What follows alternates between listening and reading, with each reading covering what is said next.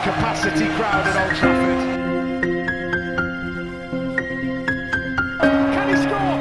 He can score! Rashford edge of the penalty area, moves it on to Anthony. Anthony with a chance. Manchester United take the lead.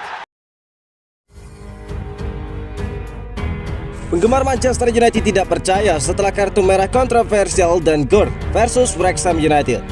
Penggemar Manchester United dibuat bingung oleh keputusan untuk menunjukkan kartu merah langsung kepada Dan Gord melawan Wrexham United di pertandingan persahabatan pramusim tengah pagi tadi. Tidak lama setelah jeda, Gore melakukan pertarungan dengan Andy Cannon di area pertahanannya sendiri. Kesan pertama itu terlihat seperti tackle yang kuat jika bukan kartu merah, tetapi wasit segera mengeluarkan Kapten United pagi tersebut.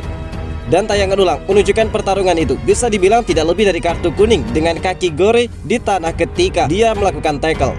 Saat itu skor 2-1 untuk Wrexham setelah babak pertama dengan banyak insiden. Kiper United Nathan Bishop bisa saja dikeluarkan dari lapangan setelah 13 menit ketika dia menabrak striker bintang Red Dragons Paul Mullin di luar area penalti. Meski penyerang itu membutuhkan oksigen, pemain 23 tahun itu hanya mendapatkan kartu kuning. Dan beberapa pendukung Red Devils yang menonton percaya keputusan wasit untuk tidak mengeluarkan Bishop menyebabkan Gore dihukum secara tidak adil. Inilah yang dikatakan beberapa penggemar di Twitter. Dan Gore sendiri sebelumnya berhasil mencuri panggung di laga United versus Lyon. Dan Gore adalah pemberi assist bagi Donny van de Beek.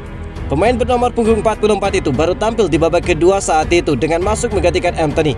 Dia mencuri panggung. Gore sebagai playmaker bertugas memberikan pasokan bola dan membantu membuka ruang untuk rekan-rekannya. Dan Gore pun menyempurnakan performanya saat itu setelah memberikan assist yang menjadi gol sematawayang Manchester United dalam laga tersebut. Dia menyisir dari sisi kanan, kemudian melepaskan umpan silang yang dikonversi Donny van de Beek menjadi gol di menit ke-49. Gore bukan pemain binaan Akademi Setan Merah, melainkan melalui karir bersama dengan tim muda Burnley. Sang pemuda Inggris berseragam The Clarets hingga umur 14 tahun. Pemandu bakat United melihat bakat besarnya gelandang tersebut sehingga mau pindah ke Theatre of Dreams.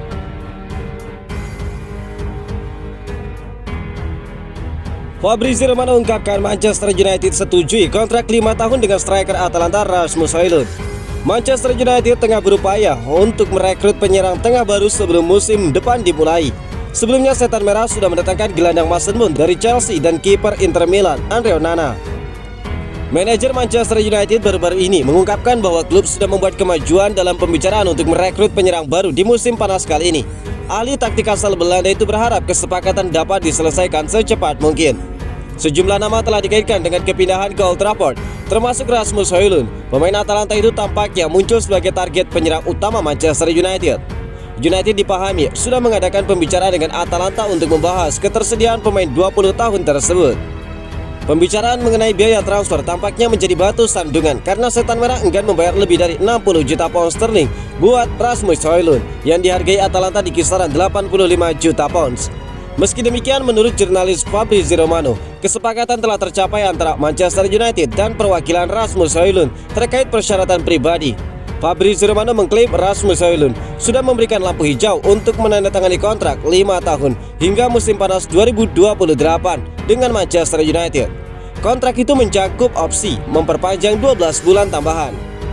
Manchester United dikatakan bersiap untuk mengajukan penawaran resmi minggu ini. Tetapi Setan Merah tidak akan menerima negosiasi dalam kisaran 90 juta euro hingga 100 juta euro. Rasmus Højlund baru-baru ini muncul sebagai salah satu prospek penyerang paling cemerlang di Eropa. Dia mencetak 12 gol dalam 21 pertandingan untuk tim Austria Sturm Graz selama 6 bulan di 2022. Harganya meningkat setelah mencetak 10 gol dalam 34 penampilan di musim debutnya untuk Atalanta di musim 2022-2023, termasuk 8 gol di Serie A selama paruh kedua musim.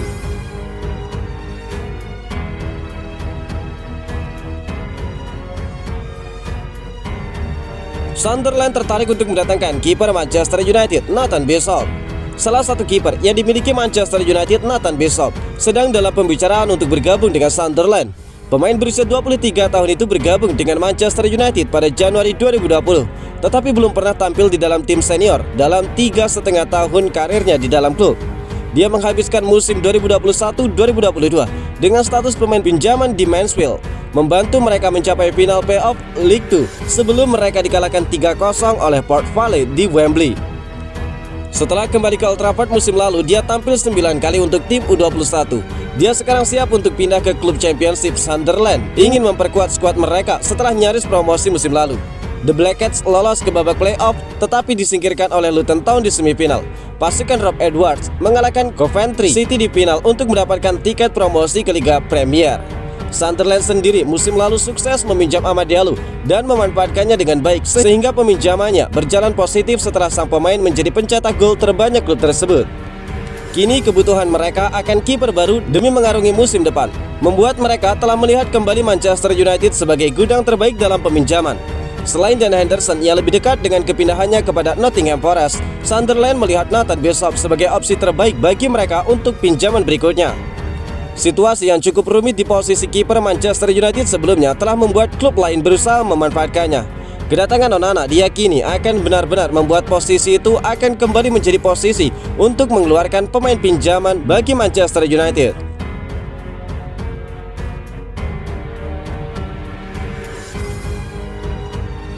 Erik ten Hag ingin gol-gol hadir dari semua lini Manchester United. Manchester United punya persoalan mencetak gol di musim lalu. Di tengah pencarian penyerang tengah, setan merah juga berupaya memeratakan gol. United musim lalu sangat bergantung pada Marcus Rashford dalam urusan mencetak gol di Premier League. Dia satu-satunya pemain United yang mencetak 2 digit gol. Rashford 17 kali menjebol gawang lawan, dengan Bruno Fernandes menjadi pemain tertajam berikutnya dengan 8 gol. Pencetak gol terbanyak selanjutnya adalah Jadon Sancho dan Anthony Martial yang masing-masing mencetak 6 gol. Ketergantungan terhadap Marcus Rashford itu semakin tampak jika skalanya diperluas. Dia mencetak total 30 gol di semua kompetisi, lebih dari 2 kali torehan Fernandes dengan 14 gol. Saat ini manajer United Erik ten Hag masih berupaya untuk merekrut penyerang tengah yang diharapkan mengurangi ketergantungan terhadap Marcus Rashford dan mempertajam lini depan. Sebagai catatan, United cuma mencetak 58 gol di Liga Inggris musim lalu dan menempati urutan ke-7 tim tertajam. Namun di sisi lain, Erik ten Hag juga mengungkapkan harapannya bahwa pemain-pemain lain mampu menyumbangkan gol lebih banyak. Hadirnya Mason Mount yang dinamis mengangkat optimisme manajer asal Belanda itu.